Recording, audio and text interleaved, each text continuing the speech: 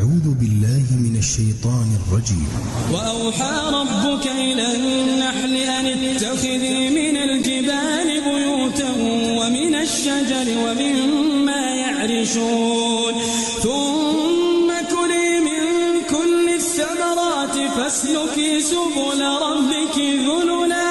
يخرج من بطونها شراب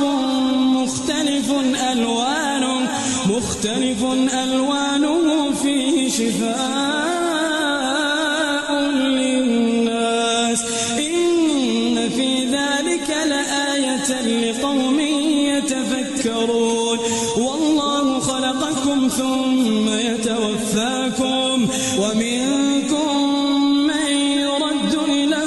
أرذل العمر لكي لا يعلم بعد علم شيئا